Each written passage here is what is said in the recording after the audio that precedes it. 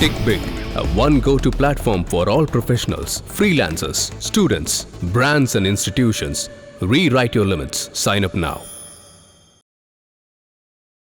Once again நாங்கள் by election நடக்க போகிறத எப்படி பார்க்குறீங்க சார்? கடந்த 22 வருஷமாக தமிழ்நாட்டில் நடக்கிற கேலி கூத்து. ஒவ்வொரு இடைத்தேர்தலையும் ஆளும் கட்சி ஜெயிப்பதும் எதிர்கட்சிகள் தோற்பதும் இங்கே வாடிக்கையான ஒன்று. இது ஆரம்பித்தது ஜெயலலிதா. லட்டுக்குள்ளே மூக்குத்தி வச்சு கொடுத்தாங்க. போலீஸ்காரங்க ஸ்பெஷல் பெட்டாலியனில் இருந்தவங்கள அதிமுக கரவேஷ்டி கட்டி அன்னைக்கு இருந்த ஒரு பெரிய போலீஸ் அதிகாரி வளர்ந்தவர் அவரோட தலைமையிலே இது நடந்தது. இந்த அட்டூழியம் நடந்தது. இந்த தேர்தலில் எங்களுக்கு காசு கொடுக்கலன்னு மக்களே சாலை மறியல் பண்ணாங்க. புதுக்கோட்டையில் ஒரு நார்ச்சந்தியில் 4 முனையில் ஜெயலலிதா பிரச்சாரம் பண்ணிட்டு போனோம்னா மக்களே சாலை மறியல் பண்ணாங்க. இந்த அவலெல்லாம் மக்களை கெடுத்துட்டானுங்க. அந்த அளவுக்கு பழக்கிடுச்சு. ஸோ இந்த எலெக்ஷனை அவங்க போட்டி போடுவாங்களா இல்லை ஒன்ஸ் அகைன் பைகாட் பண்ணாங்கன்னா? அப்படி எனக்கு தெரிஞ்சு பாய்காட் பண்ணுறது தான் நல்லது. இன்னும் ஒரு வருஷம் தான் இருக்குது. இந்த எலெக்ஷனில் திமுக எப்படி அராஜகம் பண்ணுவாங்கன்னு எல்லாருக்கும் தெரியும் சார். அப்போ வரப்போகிற சட்டமன்ற தேர்தலில் இந்த பை எலெக்ஷனோட ரிசல்ட்ஸ் எந்த விதமான இம்பாக்டும் கிரியேட் பண்ண? நான் திரும்ப சொல்கிறேன். Erode by election, Vikravandi by எலெக்ஷன்லாம் வச்சு திமுக அமோக ஆதரவு இருக்குன்னு பேசுறது அயோக்கியம் தான். சார், இப்போது எலெக்ஷன் கமிஷனும் பிஜேபியும் ரொம்ப ஒரு இணக்கமான ஒரு இதில் தான் இருக்காங்க அப்படின்னு நம்ம பல இடங்களில் பார்த்துருக்கோம். பல எலெக்ஷனில் ரொம்ப அப்பட்டமாக அது வெளியே தெரிஞ்சிருக்கு. ஆனால் அப்படி இருக்கும்போது ஏன் சார் தமிழ்நாட்டில் எலெக்ஷன் கமிஷன் நீங்கள் சொன்ன மாதிரி எந்த ஒரு ஆக்ஷனும் இம்ப்ளிமெண்ட் பண்ண மாட்டாங்க? 2019 வேலூரில் கதிரானந்த் துரைமுருகன் பையன், இத்தனைக்கும் அப்போ எடப்பாடி சிஎம், திமுக எதிர்கட்சி. துரைமுருகன் பையன் பணத்தை வாரி அரைக்கிறான். 11 கோடி ரூபாய் பிடிக்கிறாங்க. கட்சிக்காரனே போட்டு கொடுத்து பிடிக்கிறான். அந்த கேஸ் தான் இப்போ ரைடு நடந்தது. தேர்தலில் ரத்து பண்ணிட்டு 2 மாதம் பொறுத்து நடக்கும்போது அவர் தான் ஜெயிக்கிறாரு. இப்போ 24 அதே மாதிரி தான் பணப்பட்டுவாடா நடந்திருக்கு. தேர்தல் கமிஷன் தூங்குதுங்க. சேஷன் மாதிரி ஒரு கமிஷன் இருந்தாருன்னா போன ஈரோடு பட்டி ஃபார்முலாக்கெல்லாம் ரத்து பண்ணியிருப்பார். 2 மாதம் பொறுத்து மறுபடியும் வைப்பாங்க, மறுபடியும் ரத்து பண்ணுவார், மறுபடியும் வைப்பானுங்க, மறுபடியும் ரத்து பண்ணுவார். 3 தடவை பண்ணால் 4 தடவை பண்ணால் மண்டி போடுவார்கள் இந்த கட்சிக்காரர்கள். சார் வணக்கம் சார். வணக்கம் sir. Sir, February 5 election commission Erode கிழக்கில் பை எலெக்ஷன் நடத்துகிறதா அறிவிச்சிருக்காங்க. ஸோ இந்த ஒரு அறிவிப்பு எலெக்ஷன் ஒன்ஸ் அகைன் நாங்கள் பை எலெக்ஷன் நடக்க போகிறத எப்படி பார்க்குறீங்க சார்? இன்னொரு கேலி கூத்து நடக்க போகுது. மக்களுக்கு பணமழை பொழிய போகுது. பட்டி ஃபார்முலாவில் 23 ஜெயிச்சாங்க. இப்போ என்ன ஃபார்முலான்னு தெரியல. கடந்த 22 வருஷமாக தமிழ்நாட்டில் நடக்கிற கேலி கூத்து. ஒவ்வொரு இடைத்தேர்தலையும் ஆளும் கட்சி ஜெயிப்பதும் எதிர்கட்சிகள் தோற்பதும் இங்கே வாடிக்கையான ஒன்று. இது ஆரம்பித்தது ஜெயலலிதா 2003 மார்ச் மாதம், பிப்ரவரி மார்ச்சில் சாத்தாங்குளத்தில் அந்த அம்மா ஆரம்பித்தாங்க. அதுக்கு பிறகு 2004 பார்லிமெண்ட் எலெக்ஷனில் வாஷ் அவுட் ஆனாங்க சைபர், திமுக காங்கிரஸ் கூட்டணிக்கிட்ட. அதே ஆண்டு கரெக்டாக பிப்ரவரி, இந்த மாதிரி 2005 ஜனவரி பிப்ரவரி, இப்போ 2025 20 வருஷத்துக்கு மேலே காஞ்சிபுரத்துலேயும் கும்மிடிப்பூண்டிலையும் இடைத்தேர்தலில் அதிமுக இதே மாதிரி தான் ஜெயிச்சது. லட்டுக்குள்ளே மூக்குத்தி வச்சு கொடுத்தாங்க. போலீஸ்காரங்க ஸ்பெஷல் பெட்டாலியனில் இருந்தவங்கள அதிமுக கரவேஷ்டி கட்டி அன்றைக்கு இருந்த ஒரு பெரிய போலீஸ் அதிகாரி வளர்ந்தவர் அவரோட தலைமையிலே இது நடந்தது. இந்த அட்டூழியம் நடந்தது. இது ஆரம்பித்தது ஜெயலலிதா. 2006-11 அண்ணன் டாக்டர் கலைஞர் ஆட்சியில் இது செழித்தோங்கியது. திருமங்கலம் ஃபார்முலான்னு 2000 ரூபாய் 11 இடைத்தேர்தலில் திமுக ஜெயிச்சுது. 11 இடைத்தேர்தல் எந்த அளவுக்கு போச்சுன்னா அதிமுக டெபாசிட்டே போச்சு ஒரு இடைத்தேர்தல். 2010 பெண்ணாகரத்தில் 11 நடந்த அசம்பிளியில் ஜெனரல் எலெக்ஷனில் திமுக வாஷ் அவுட், எதிர்கட்சியோட வர முடியல. 2011-21 அதிமுக ஆட்சியில் அவங்க பூந்து விளையாண்டாங்க. 2012-11 ஏடிஎம்கே 2 லெஃப்ட்டு தேமுதிக கூட்டணி, சிபிஐ சிபிஎம்க்கு தலா 10 சீட்டு கொடுத்தாங்க. அதில் ஜெயிச்ச ஒருத்தர் புதுக்கோட்டை சிபிஐ எம்எல்ஏ இறந்துடுறாரு. 2011 தேர்தல் ஜெயிச்சிடறாரு. 12 இறந்தாங்க. இடைத்தேர்தல் வருது. அந்த இடைத்தேர்தலில் சிபிஐக்கு அந்த சீட்டை கொடுக்காம இறந்தவரோட மனைவிக்கு வாத்தியார் வேலை கொடுத்து சிபிஐ வாய்க்கரிசி போட்டுட்டு ஏடிஎம்கே எலெக்ஷனுக்கு போச்சு. சிபிஎம் அங்கே போட்டிட்டது. நம்மளோட அரசியல் உரிமையை விட்டு கொடுக்கக்கூடாது. அந்த தேர்தலில் எங்களுக்கு காசு கொடுக்கலன்னு மக்களே சாலை மறியல் பண்ணாங்க. புதுக்கோட்டையில் ஒரு நார்ச்சந்தியில் 4 முனையில் ஜெயலலிதா பிரச்சாரம் பண்ணிட்டு போனோன்னா மக்களே சாலை மறியல் பண்ணாங்க. இந்த அவலெல்லாம் மக்களை கெடுத்துட்டானுங்க. அந்த அளவுக்கு பழக்கிடுச்சு. கடைசியாக நம்ம எல்லாரும் பார்த்தது சரியாக 2 வருஷமாக 2023 ஈரோடில் பட்டி ஃபார்முலா. பட்டியில் உட்கார வச்சு அடைச்சி காலைல வந்தால் 500 ரூபாய், சாயங்காலம் போகும்போது 500 ரூபாய், இந்த மாதிரி 15 நாள். ஏன்னா இன்னொரு கேலி கூத்து அரங்கேற போகுது. இது 22 வருஷமாக தமிழ்நாட்டில் நடக்கிற வேலை. எதிர்கட்சிகள் தான் வழக்கமாக இடைத்தேர்தலில் ஜெயிப்பாங்க. அது ஆளும் கட்சிக்கு எச்சரிக்கை மணியாக இருக்கும். தமிழ்நாட்டில் கடைசியாக எதிர்கட்சி ஜெயித்தது 99 கருணாநிதி கவர்மெண்ட்டில் ஏடிஎம்கே எம்எல்ஏ தான் விஸ்வநாதன் இடைத்தேர்தலில் ஜெயித்தார். அவ்வளோதான்.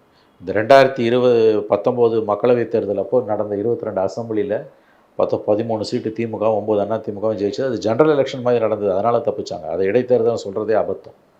அதனால் 2003க்கு பிறகு 22 வருஷத்தில் இடைத்தேர்தல்களில் ஆளும் கட்சி தான் ஜெயிக்கும். ஏன்னா பணம் வெள்ளமாக ஓடும். ஆனானப்பட்ட அதிமுகவே டெபாசிட் போச்சு. அடுத்த தேர்தலில் எதிர்க்கட்சி ஜெயிக்கும்.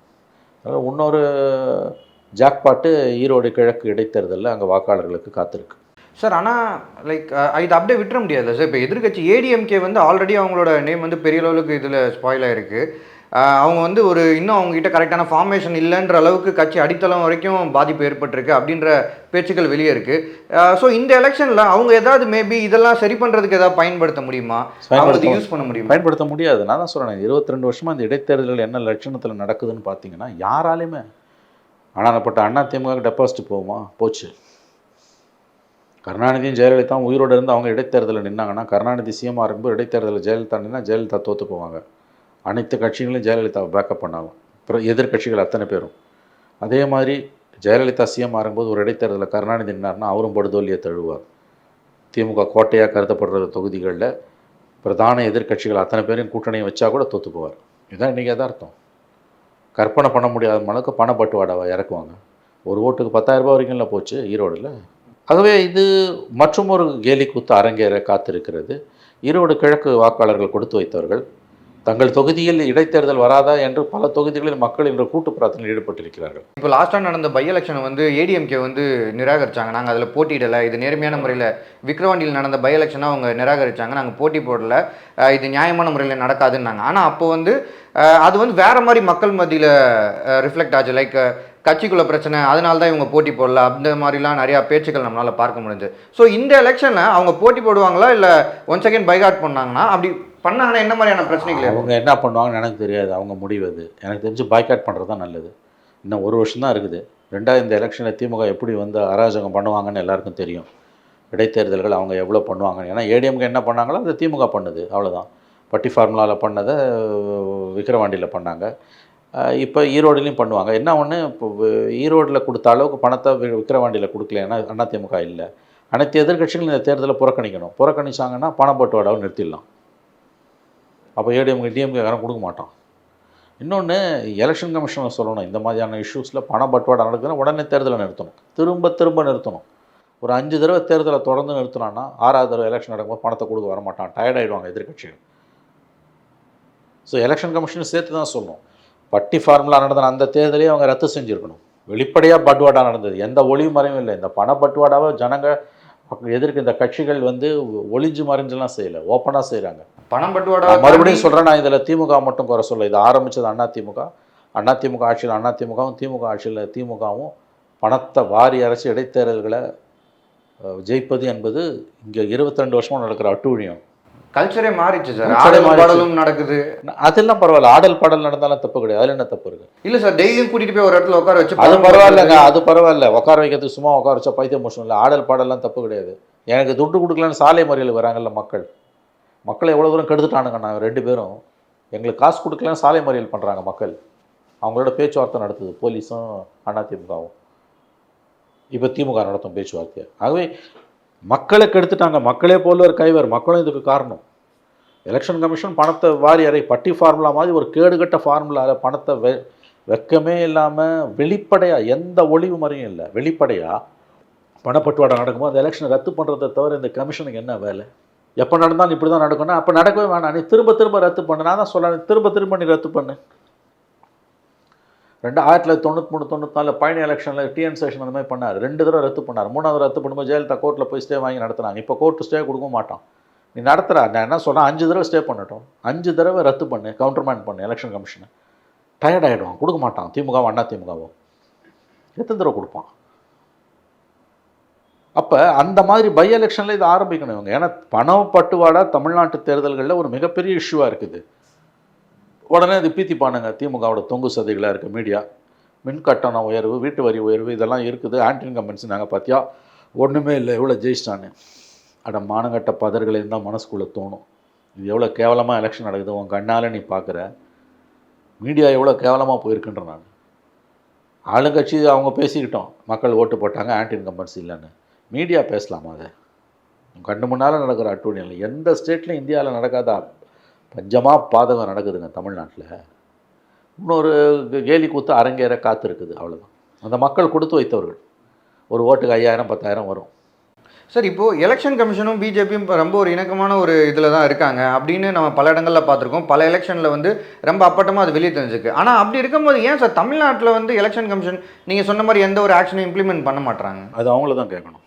நல்ல கேள்வி இது, நல்ல கேள்வி. 2019 வேலூரில் கதிரானந்த் துரைமுருகன் பையன், இத்தனைக்கும் அப்போ எடப்பாடி சிஎம், திமுக எதிர்கட்சி, துரைமுருகன் பையன் பணத்தை வாரி அரைக்கிறான், 11 கோடி ரூபாய் பிடிக்கிறாங்க, கட்சிக்காரனே போட்டு கொடுத்து பிடிக்கிறான். அந்த கேஸில் தான் இப்போ ரெய்டு நடந்திருக்கு.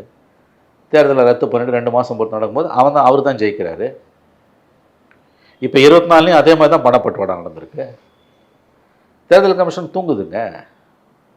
சேஷன் மாதிரி ஒரு கமிஷன் இருந்தாருன்னா அதுக்கு போன ஈரோடு பட்டி ஃபார்முலாக்கெல்லாம் ரத்து பண்ணியிருப்பார். 2 மாதம் பொறுத்து மறுபடியும் வைப்பாங்க, மறுபடியும் ரத்து பண்ணுவார், மறுபடியும் வைப்பானுங்க, மறுபடியும் ரத்து பண்ணுவார். 3 தடவை பண்ணால் 4 தடவை பண்ணால் மண்டி போடுவார்கள் இந்த கட்சிக்காரர்கள். அதை விட்டுட்டு நீங்கள் அப்படியே வந்து எல்லாம் நேர்மையாக நடக்கிற மாதிரி சொன்னீங்கன்னா என்ன இது ஜனநாயகமாக? இது கேலி கூத்து இல்லை. இது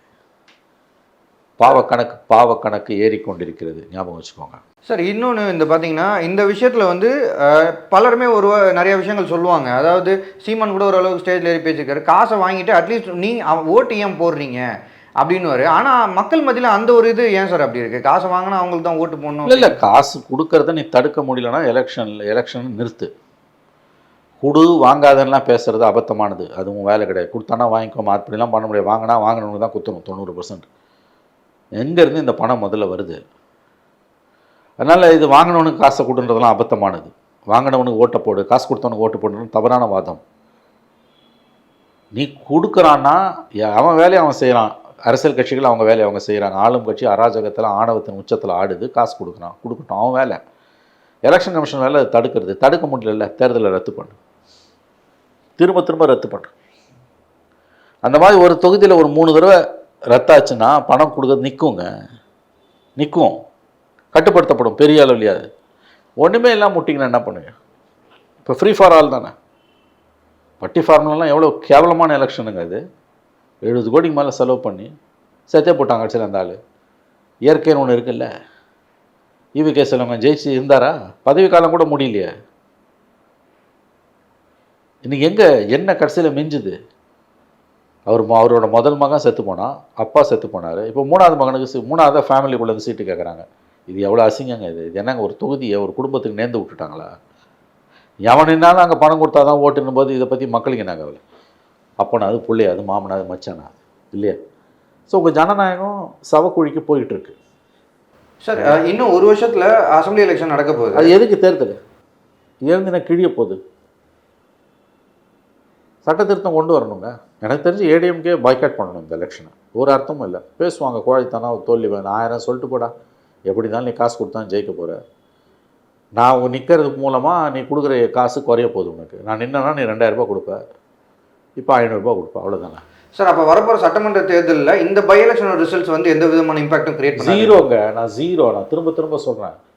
Erode by election, Vikravandi by எலெக்ஷன்லாம் வச்சு திமுக அமோக ஆதரவு இருக்குன்னு பேசுறது அயோக்கியத்தனம். குறைஞ்சபட்ச மனசாட்சி இருக்கும் பேச மாட்டான். 2006-11 கருணாநிதி மைனாரிட்டி திமுக அரசு ஜெயலலிதா வாய் சொன்னாங்களே, அந்த மைனாரிட்டி திமுக கவர்மெண்ட்டில் 11 பை எலெக்ஷன் 5 வருஷத்தில் 11லையும் டிஎம்கே ஜெயிச்சுது. கடைசி பை எலெக்ஷனில் டெபாசிட் ஏடிஎம்கே போச்சு. அப்படி புலகாக இருந்தானுங்க திமுககாரங்க. 2011 மே மாதம் நடந்த எலெக்ஷனில் சும்மா ஜெயிச்சுட்டு வந்து 24 சீட் எடுத்தால் தான் எதிர்கட்சி தலைவர். 23 சீட்டு ஜெயிச்சு எதிர்கட்சி தலைவராக கூட திமுகவில் உட்கார முடியல. 2 எலெக்ஷனில் தலை தூக்க முடியல. 10 வருஷம் வனவாசம். அதுக்கு முந்தின ஆட்சி காலத்தில் 10 இடைத்தேர்தல்களில் வெற்றி. அதுக்கு அடுத்த 10 வருஷம் எதிர்கட்சி. பரம்பரை அண்ணா திமுக ஓட்டு திமுக குழுவும். ஒரு ஓட்டுக்கு 10,000 ரூபாய் கொடுத்தா என்ன பண்ணுவீங்க? 5 ஓட்டு இருக்க வீட்டுக்கு 50,000 ரூபாய் வருதுங்க. அவன் யாருக்கு ஓட்டு போடுவான்? நீ மக்களை இழிவுபடுத்துகிற இந்த கதையை வேணாம். நீ கேவலப்படுத்துகிற மக்களை ஆடு மாடு மாதிரி அடைச்சி வச்சு காசு வாங்கி காசு கூட அவங்கள பழக்கப்படுத்தி தலைமுறையை கெடுத்து நாளைக்கு அவன் எலெக்ஷனில் ஓட்டு போட்ட கேட்க போனாலும் துடு கொடுன்னாங்க. துடு கொடுன்னு தான் கேட்குறான் அவன். அப்போ இதை யார் ஆரம்பித்து வச்சா? அதனால் 22 வருஷமாக இங்கே நடக்கிற அட்டூழியத்தை பார்க்கும்போது இந்த பை எலெக்ஷனை பற்றி பேசுகிற மாதிரியான ஒரு முட்டாள்தனம் வேறு எதுவும் இருக்க முடியாதுன்னு நான் நினைக்கிறேன். ஓகேங்க சார். நிறைய விஷயம் எங்களோட ஷேர் பண்ணிங்க சார். நேரம் ஒதுக்குங்க. நன்றிங்க sir. Tick Big, a one go-to platform for all professionals, freelancers, students, brands and institutions. Rewrite your limits. Sign up now.